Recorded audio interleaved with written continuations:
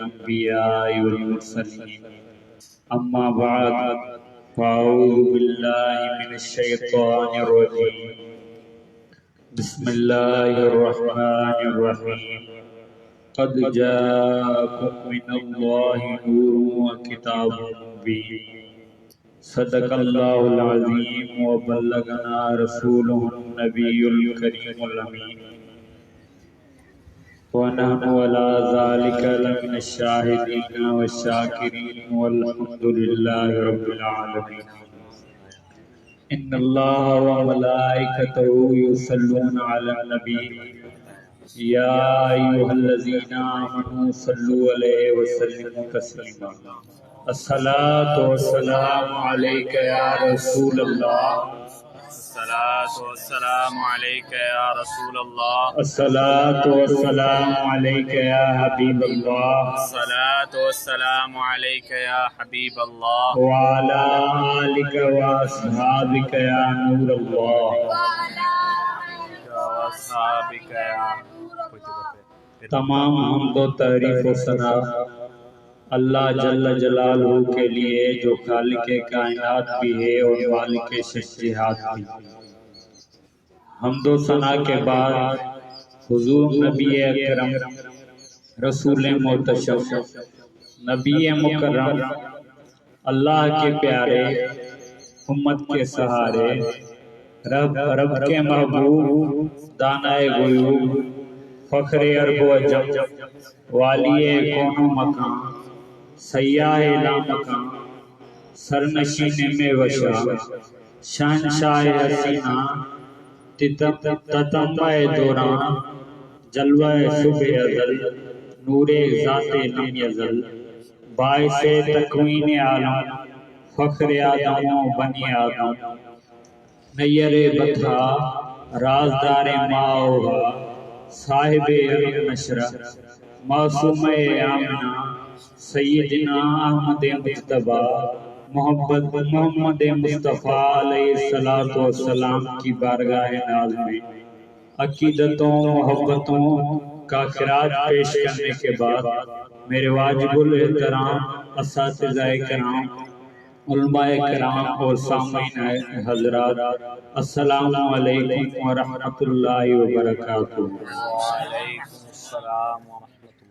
اللہ۔ اللہ تبارک و تعالیٰ کے کروڑا کرم اور بے شمار لطف و کرم ہیں اور حضور رحمت للعالمین خاتم النبیین کی رحمت کی چھم چھم برسات ہو رہی ہے اور حضور پیران پیر دستگیر کی دستگیری ہے اور حضور پیر سید محمد راشد روزندنی رحمت اللہ علیہ کی فیضان نظر اور پیر سیدنا شاہ مدہ شاہ چھچھدنی کی فیضان کرم اور حضور قبلہ بابا سائیں کی نظر عنایت اور والدین کی تربیت محبت سے میں حقیر سا طالب علم آپ حضرات کے سامنے لب کشائی کرنے کی سعادت حاصل کر رہا ہوں۔ حضرت مہدی الفاسی مطالع المسرات شرح دلائل الخیرات میں لکھتے ہیں کہ جس بندے کے سامنے حضور کا ذکر ہو اور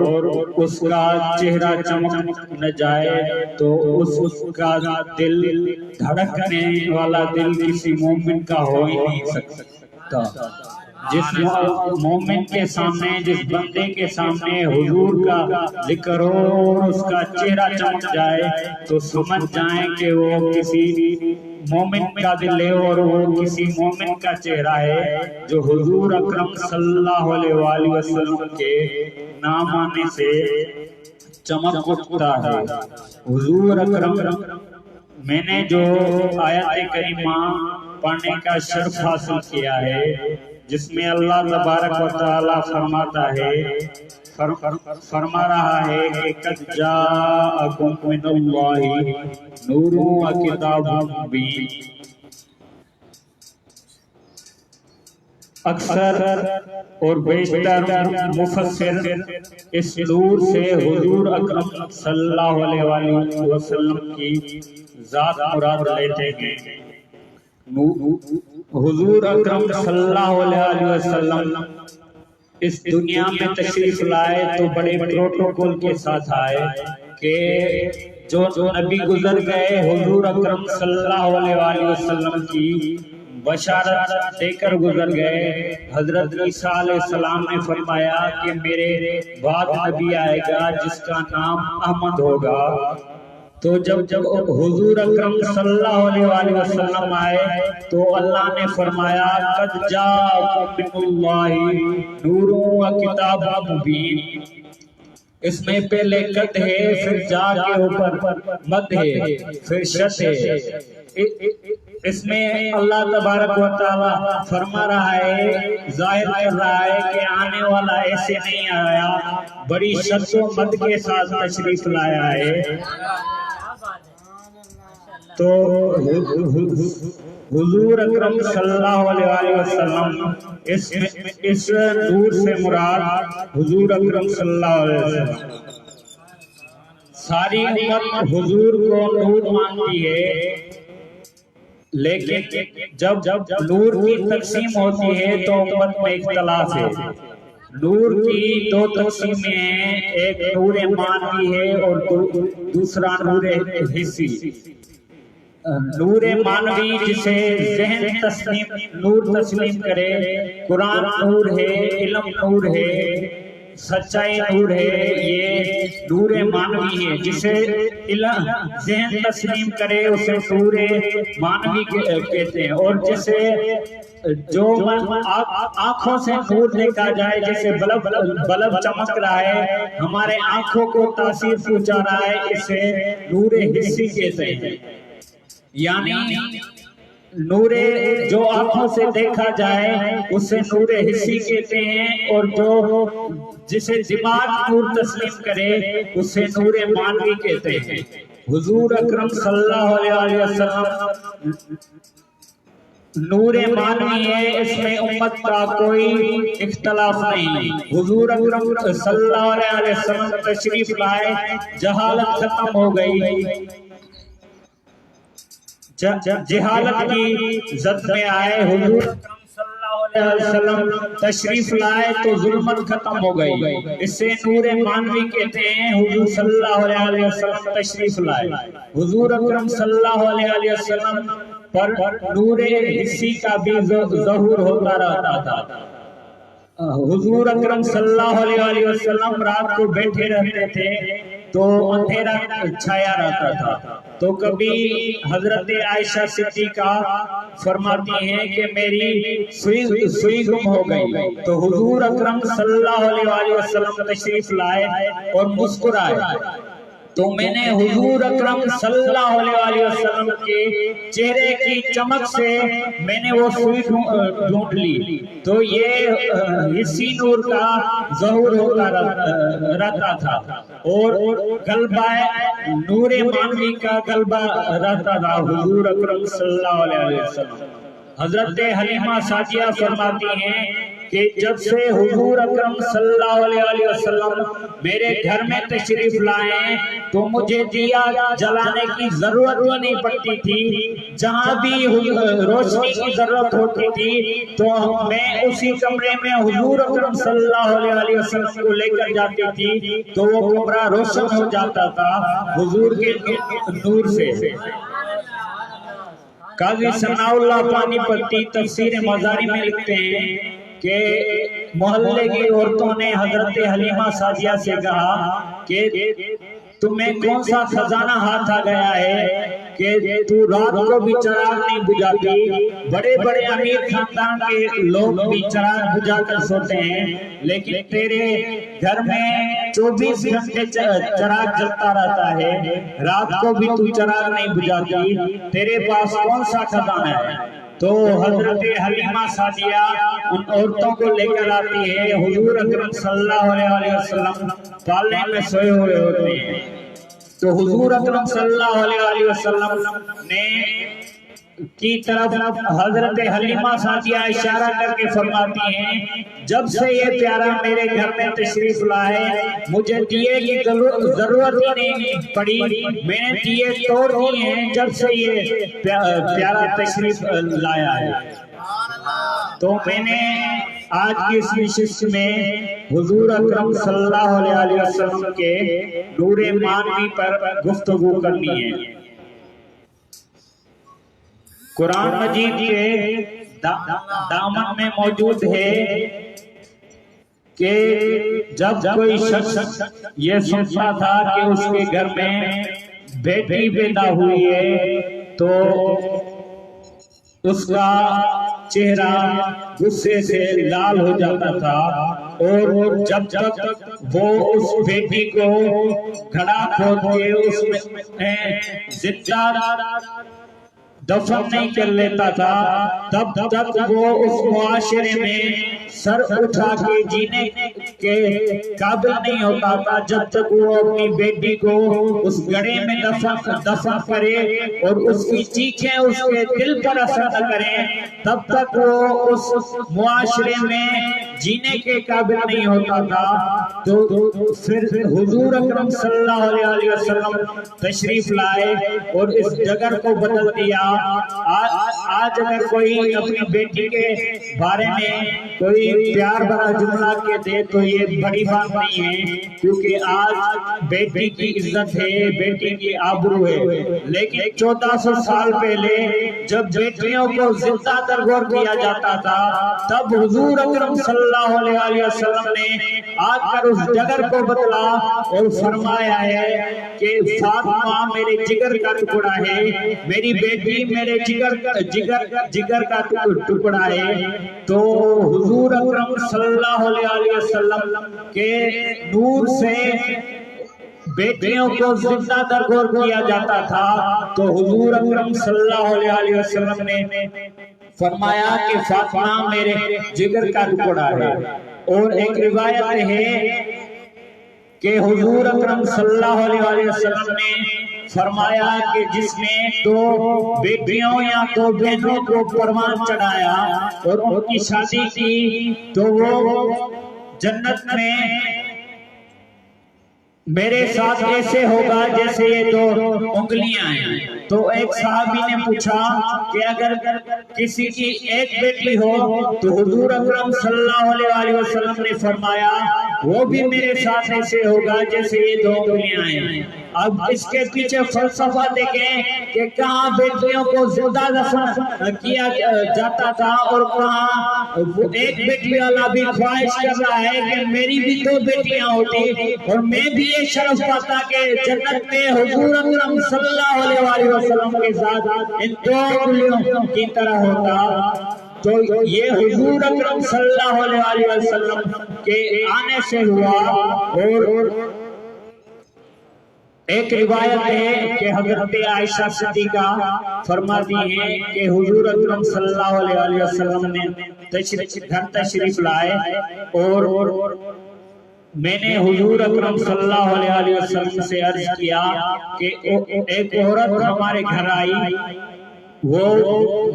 بھوک سے اس کا پیٹ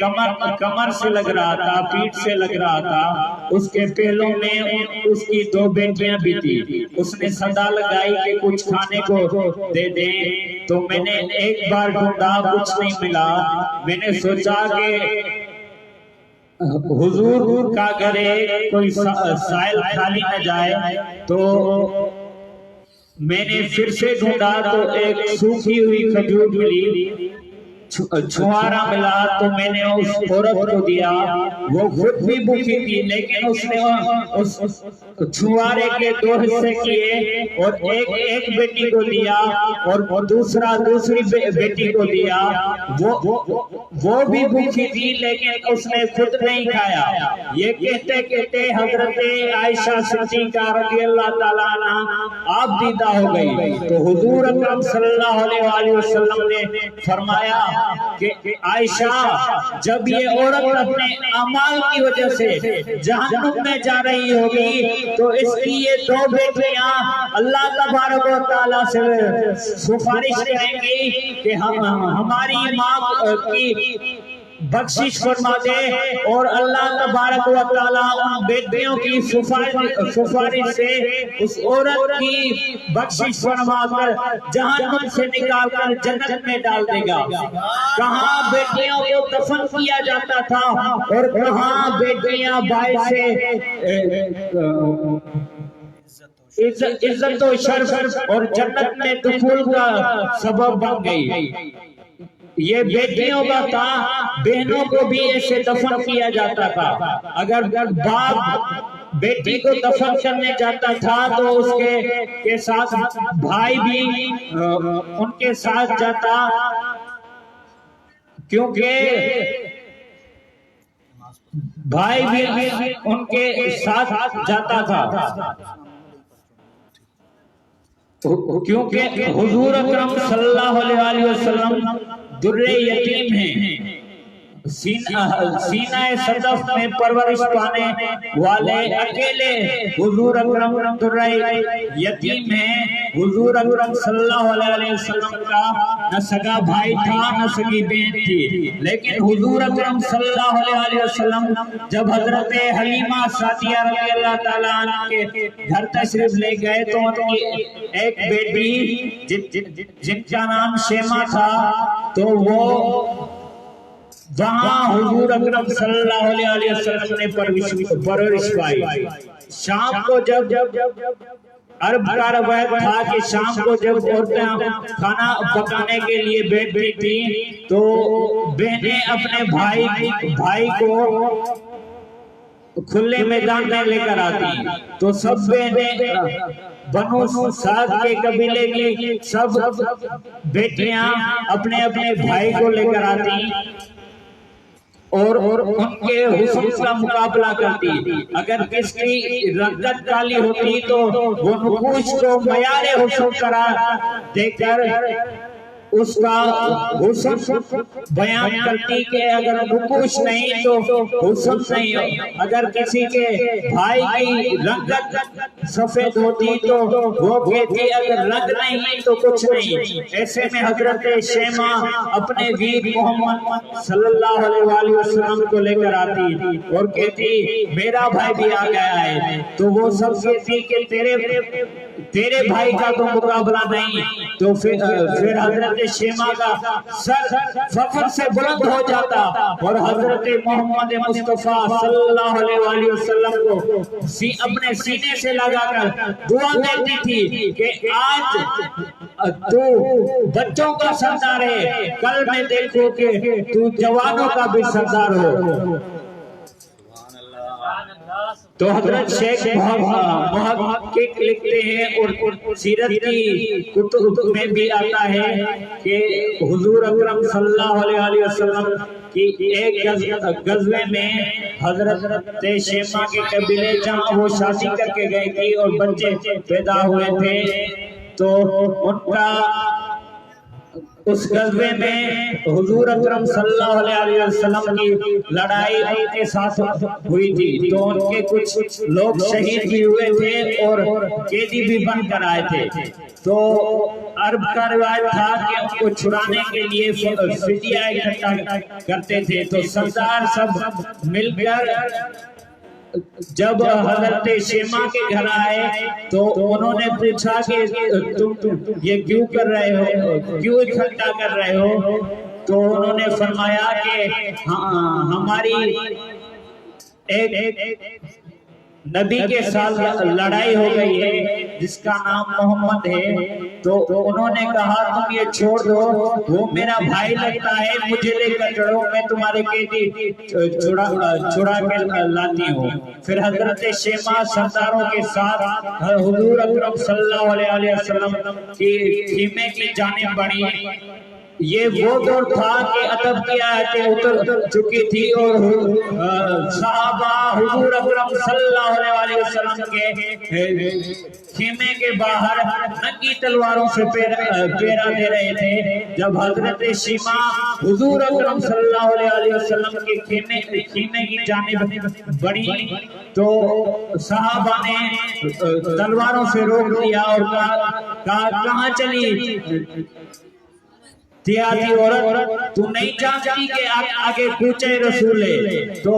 حضرت شیما نے تلواروں کو جھٹکتے ہوئے کہا کہ تم نہیں جانتے میں تمہارے نبی کی بہن لگتی ہوں، وہ میرا ویر لگتا ہے۔ تو صحابہ کی آنکھوں پر پلکیں آ گئی اور تلواریں کھم ہو گئی اور حضرت شیما حضور اکرم صلی اللہ علیہ وسلم کے خیمہ نوری میں تشریف لے گئی۔ جب حضرت شیما حضور اکرم صلی اللہ علیہ وسلم کے خیمے میں تشریف لے گئی تو حضور اکرم صلی اللہ علیہ وسلم نے اٹھ کر استقبال کیا اور کہا بہن کس وجہ سے آئی ہو؟ تو حضرت شیما نے حضور اکرم صلی اللہ علیہ وسلم سے عرض کیا کہ ہمارے قبیلے سے آپ کی جنگ ہو گئی ہے اور آپ کے صحابہ نے ہمارے کچھ لوگ گرفتار کر لیے ہیں تو ان کو چھڑانے آئے ہوں۔ تو حضور اکرم صلی اللہ علیہ وسلم نے فرمایا کہ تم بیگم بیٹی میں چھوڑ دیتا، تم نے تکلیف کیوں کی؟ پھر حضور اکرم صلی اللہ علیہ وسلم نے قیدیوں کو بھی چھوڑا اور بہت سارے تحائف اونٹ اور بہت سارے تحائف دے کر حضرت شیما کو حضور اکرم صلی اللہ علیہ وسلم خیمے کے باہر رخصت کرنے آئے تو حضور اکرم صلی اللہ علیہ وسلم نے ظاہراً اپنے کردار سے بھی بتایا کہ بہن کی عزت کیا ہے اور بیٹی کی عزت کیا ہے، اور معاشرے کے پسے ہوئے طبقے غلام جو اپنے آقا کی اجازت کے بغیر دھوپ سے جوتی اٹھا کے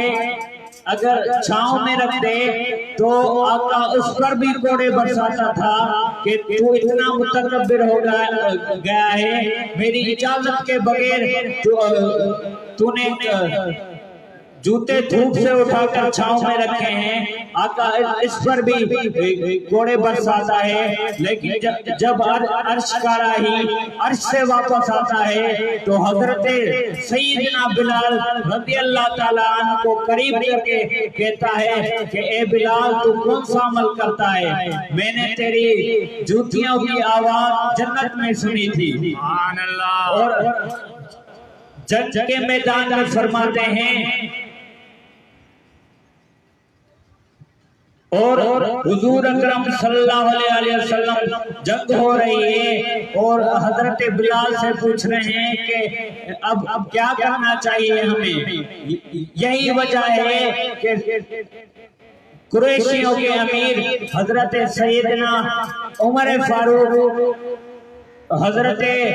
بلال کو کہتے ہیں کہ لوگ تجھے بھلی غلام کہیں، تو میرا آقا لگتا ہے، کیونکہ حضور اکرم صلی اللہ علیہ وسلم یہ غلام کی عزت تھی کہ وہ اپنے آقا کی جوتی دھوپ کے سے اٹھا کر چھاؤں میں اس کے اجازت کے بغیر نہیں رکھتا تھا۔ اور کہاں حضرت سیدنا امیر المومنین عمر فاروق فرماتے ہیں تو میرا آقا لگتا ہے، لوگ بھلی تجھے غلام کہیں۔ اللہ تبارک و تعالیٰ سے دعا ہے کہ جو میں نے عرض کیا کوئی غلطی عمدن سہون ہو گئی ہے تو اپنے فضل و کرم کے ساتھ معاف فرمائے اور حضور اکرم صلی اللہ علیہ وسلم کا پکا اور سچا عشق نصیب فرمائے اور حضور اکرم صلی اللہ علیہ وسلم کے عشق میں موت نصیب فرمائے۔ وآخر دعوانا الحمدللہ۔